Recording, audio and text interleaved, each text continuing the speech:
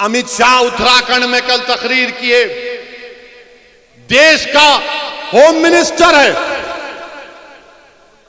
वजीर दाखिला है, उत्तराखंड में जाकर अमित शाह अनाप शनाप बकते और कहते हैं ये मुसलमान रोड पर जुम्मे की नमाज पढ़ते हैं, रोड पर पढ़ते हैं और ट्रैफिक को रोक देते हैं। अमित शाह साहब, अगर हम जबान खोलेंगे ना तो बहुत सी बातें बता सकते हैं आपको रोड पर क्या क्या होता है,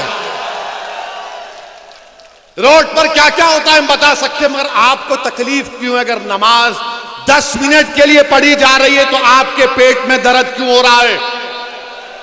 और अगर भारत में जुमे के दिन अगर किसी मुसलमान को नुकसान होगा अमित शाह, तो आप जिम्मेदार होंगे, क्योंकि आपने तकरीर करके अपने उन गुलामों को हुक्म दिया है कि जुमे की नमाज में मुसलमान ऐसा करता है। आपकी जिम्मेदारी होगी अगर जुमे के दिन किसी मुसलमान का बाल को आंच आएगी तो। इस तरह का बयान एक होम मिनिस्टर देता है, एक हकीर उत्तराखंड के इलेक्शन को जीतने के लिए। इतनी नफरत क्यों रखते हैं मुसलमानों से बीजेपी वालों? आप तो संविधान पर ओथ लिए ना, आप तो संविधान पर हल्फ लिए जिसको बाबा साहेब अंबेडकर ने बनाया, और उस संविधान में सबको बराबरी का मौका दिया गया। Right to equality fundamental right है, मगर अमित शाह नफरत की बात कर रहे हैं। मेरे अजीज दोस्तों और बुजुर्गों, यही अमित शाह और योगी मोदी की हुकूमत ने यूएपीए का कानून लाए। क्या इस कानून में समाजवादी ने वोट नहीं दिया? क्या कांग्रेस ने साथ नहीं दिया? मैं खड़ा हुआ, इम्तियाज जलील खड़े हुए, हमने इस कानून के खिलाफ वोट दिया। कांग्रेसियों से कहा कि शर्म करो, तुम डूब मरो। मैंने पार्लियामेंट में कहा, कांग्रेसियों की तरफ हाथ बताकर कहा कि मेरी अल्लाह से दुआ है कि तुम्हारे बड़े बड़े कायदीन जेल को जाएं और 5-5 साल जेल में सड़े, तब तुमको मालूम होगा मुसलमान की तकलीफ क्या होती। यूएपीए का कानून कांग्रेस ने तायीद कर दी। समाजवादी पार्टी क्या मौक़िफ़ है आपका, बताओ मेरे अजीज दोस्तों और बुजुर्गों। और फिर मोदी हुकूमत अब एनपीआर एनआरसी की तैयारी कर रही है। ये जो कानून है पैदाइश का और मौत का, उसमें तब्दीली ला रही है। 1969 का जो कानून है registration of birth and death का, मोदी एनपीआर एनआरसी इस तरीके से लाना चाह रहे हैं कि ये जो अगर कोई पैदा होता है या किसी की मौत होती है, वो रियासती हुकूमत की जिम्मेदारी है उसका रजिस्ट्रेशन करना। संविधान में कंकरेंट लिस्ट में आता है, मगर मोदी हुकूमत एनपीआर एनआरसी को लाने के लिए वो कानून में तरमीम करके कह रही है कि इलेक्टोरल रोल होगा, राशन कार्ड, पासपोर्ट, ये तमाम मरकजी हुकूमत अपने इख्तियारात में लेना चाह रही है, जो आर्टिकल 324 के खिलाफ है। एनपीआर के जो रूल्स हैं वो अनकॉन्स्टिट्यूशनल हैं। मगर मेरे अजीज दोस्तों, ये सुप्रीम कोर्ट के पुट्टुसामी जजमेंट के भी खिलाफ हैं। आप मेरी पैदाइश और मेरी मौत को मेरे आधार कार्ड से नहीं जोड़ सकते, आप मेरे वोटर कार्ड से, इलेक्टोरल कार्ड से नहीं जोड़ सकते। ये साजिश मंसूबाबंद तरीके से मोदी कर रहे हैं। और आप आधार कार्ड, लोग कहेंगे कि सऊदीन ओवैसी तुम डरा रहे हो, डरा नहीं रहा हूं, सच्चाई को बयान कर रहा हूं। इसकी मिसाल दे रहा हूं। तस्लीम नामी एक शख्स यूपी का मध्य प्रदेश में चूड़ियां बेचने गया, 1 महीने से जेल में। उसके आधार कार्ड में सिर्फ नाम के स्पेलिंग की गलती है तो 1 महीने से जेल में तस्लीम है। याद रखिए, एनपीआर होगा तो एनआरसी हो जाएगा, और जब एनपीआर होगा तो सहारनपुर के तहसील ऑफिस पर नाम लगाया जाएगा सऊदीन ओवैसी का, और तहसीलदार नाम देखेगा सच तो कहेगा तू प्रूफ कर दे कि तू भारत का शहरी है। और भारत के शहरी के लिए प्रूफ करने के लिए मुझे अपने मां बाप की पैदाइश को बताना पड़ेगा, उनका डेट ऑफ बर्थ और बर्थ सर्टिफिकेट लाना पड़ेगा। अगर मैं वो कर भी देता हूं, उसके बाद तहसीलदार एक और लिस्ट लगाएगा तो ये पूरे संघ परिवार के लोग जाकर कहेंगे नहीं, हमको फिर ऑब्जेक्शन है असद के नाम पर, फिर हमसे पूछताछ शुरू हो जाएगी। याद रखिए, मैं आपको मुतनब्बे कर रहा हूं, इसको रोकना है और कोई पार्टी इसकी बात नहीं कर रही है, ना कांग्रेस, ना समाजवादी, ना बीएसपी, ना आरएलडी, क्योंकि हम जानते हैं ना कि अगर किसी के घर के सामने आकर कोई नारा लगाता था कि मुसलमान कब्रिस्तान या पाकिस्तान, तो मेरा घर था, तुम्हारा घर नहीं था। मेरे घर के सामने आकर नारे लगाए जाते, मुझे आज भी गालियां दी जाती। क्रिकेट मैच हारते तो एक मुसलमान को पर इल्जाम लगा दिया जाता। मेरे अजीज दोस्तों और बुजुर्गों, इसीलिए हम आपसे कह रहे हैं कि अपनी क़यादत को बनाइए, मुझे मत देखिए, अपने आप को देखिए, अपने अपने मसाइल को देखिए, इस आने वाले चैलेंजेस का आप कैसे मुकाबला करेंगे। मेरे अजीज दोस्तों और बुजुर्गों, और यहां पर उत्तर प्रदेश में बाबा की हुकूमत है, कोई काम आप बाबा से जाकर बोलो, अरे बाबा यहां पर सहारनपुर में लिख कर लाया हूं, वरना बाबा बोलेंगे ओवैसी झूठ बोला। बाबा ने क्या कहा, किसी एक टीवी चैनल पर हम थे, तो टीवी चैनल के एंकर ने हमसे पूछा कि योगी जी ने कहा कि ओवैसी अगर सिखों की भी बात कर देते और दूसरे समुदाय की बात करते तो वो देश के नेता बन जाते। हमने कहा हमको बाबा से सर्टिफिकेट की जरूरत नहीं है, बाबा किसी और के लिए दुकान खोलकर बैठे। बाबा से हम ये पूछना चाह रहे हैं, बाबा वो जो लखीमपुर में जो 4 लोग जिसकी गाड़ी उनको मारी थी, उसमें 2 सिख हमारे भाई थे, आप क्यों नहीं गए बाबा उन सिखों के घर पे?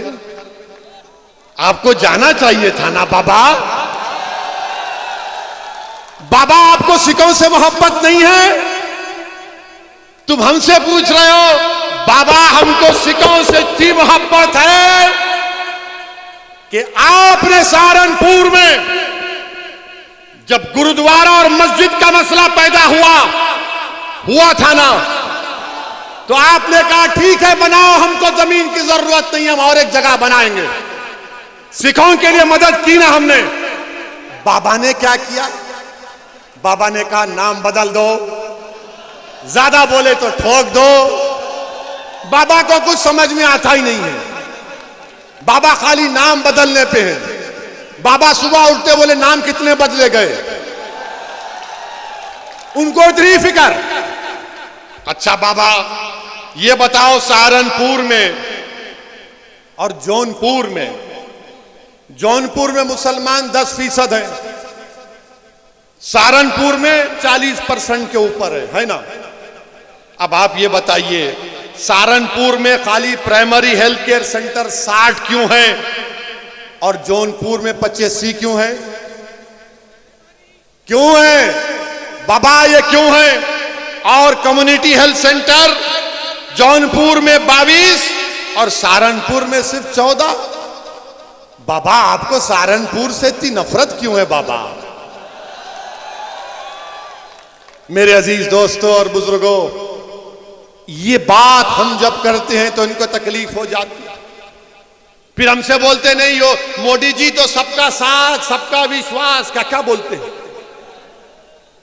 हम इनसे आपको बता रहा हूं, उत्तर प्रदेश में प्रधानमंत्री आवास योजना ने घर बनाने की स्कीम ग्रामीण में 3 साल में करीब, अगर मैं गलत ना कहूं, मेरा आरटीआई का एप्लीकेशन है, जितने भी घर मंजूर हुए, मैं बाबा से मोदी से पूछ रहा हूं, मुझे 20 घर दिखाओ जो तुमने मुसलमानों को दिए। 20 घर दिखाओ जो तुमने मुसलमानों को दिए। मंजूर तो कर दिए मगर घर किसी को नहीं मिला। मोदी जी ने क्या कहा था लखनऊ को आकर कि 18 लाख दिए जलाओ। मोदी जी हमारे घर में भी तो हमको रोशनी चाहिए ना। जो आप अंधेरा पूरे मुल्क में कर रहे हैं, हिंदुत्व की आइडियोलॉजी के नाम पर कौन सी स्कीम में आपने दिया मुसलमानों को, बताओ। हम कह रहे पार्लियामेंट में स्कॉलरशिप डिमांड ड्रिवन करो, उस पर कोई बात नहीं होती। मेरे अजीज दोस्तों और बुजुर्गों, एक लंबी फहरिस्त है नाइंसाफियों की। मेरी आपसे सिर्फ यही गुजारिश है कि मुत्तहिद रहिए, अपनी जमात से वाबस्ता रहिए और अपने हौसलों को बुलंद रखिए। हाँ, योगी आदित्यनाथ सब पर देशद्रोही का मुकदमा लगा देते हैं। नहीं, वो क्यों पटाखे फोड़ा, वो क्यों खुशी मनाया? अरे बाबा, देशद्रोही का मुकदमा उसी वक्त लग सकता है जब तशद्दुद होता है। और ये यूपी की हुकूमत मुजफ्फरनगर के फसादात में आजादी के बाद 50,000 मुसलमान अपने घर बार को छोड़ दिए, जिन पर मुकदमे आयद हुए साथियों के ऊपर 1000 मुकदमे कोर्ट में खत्म हो गए। अखिलेश यादव की सरकार थी जब हम कैंपों में सर्दी में कर रहे थे तो अखिलेश यादव सैफई में बंबई से फिल्म स्टारों को बुलाकर नाच गाना देख रहे थे। जब हमको ओढ़ने के लिए रजाई नहीं मिल रही थी तो अखिलेश यादव की सरकार ने बुलडोजर लगा दिए। अब बाबा ने कहा कि जब अखिलेश ने ऐसा किया तो मैं उससे बढ़कर करूंगा, और 70 से जायद मुकदमे योगी आदित्यनाथ की सरकार ने बीजेपी के कायदीन से निकाल के ऊपर से हटा दिया। मेरे अजीज दोस्तों और बुजुर्गों, यही चंद गुजारिशात मैंने इखलास के साथ आपके सामने रखा है। मैं आपसे गुजारिश भी करूंगा कि मौलाना कलीम सिद्दीकी साहब के लिए भी दुआ करिए। मौलाना कलीम सिद्दीकी साहब के लिए भी दुआ करिए। ये नहीं बोलेंगे अखिलेश, नहीं बोलेंगे कांग्रेस, नहीं बोलेंगे, नहीं बोल सकते। लफ्ज मौलाना जहां आता है बोलते हैं नहीं नहीं हमारा हम मौलाना है, वो क्या मौलाना है, हमारे अब्बा मौलाना है बोलेंगे। मगर झूठे केस में उनको डाल दिया गया। इंशाअल्लाह ताला अल्लाह इंसाफ करेगा, अल्लाह इन जालिमों को जलील और रुस्वा करेगा इंशाअल्लाह ताला। मेरे अजीज दोस्तों और बुजुर्गों, हम हुकूमत से भी मुतालबा करते हैं कि पूरे देश के यूनिवर्सिटियों को खोलिए आप। अरे जलसे हो रहे हैं, अलीगढ़ मुस्लिम यूनिवर्सिटी हो, दिल्ली हो, जेएन, सबको जेएनयू हो, खोलिए। यूनिवर्सिटी को खोलने की जरूरत है। मेरे अजीज दोस्तों और बुजुर्गों, मजलिस को मजबूत करिए। जो मजलिस का उम्मीदवार होगा उसके लिए दुआ करिए और अपनी क़यादत को बनाइए। मैं आपसे यही गुजारिश करने आया हूं, डरने और घबराने की जरूरत नहीं है। जो मुसलमान आज कमजोर है इंशाअल्लाह ताला अल्लाह कल उनको इज्जत से नवाजेगा, उनको अल्लाह ताकत देगा, इस माशरे में अल्लाह उनको मुकाम देगा और हम अपने अज़मत रफ्ता को बहाल करके रहेंगे इंशाअल्लाह ताला। तो मेरे साथ नारा लगाइए, नारे तकबीर, नारे तकबीर, नारे तकबीर। वाखिर दावाना अल्हम्दुलिल्लाहि रब्बिल आलमीन।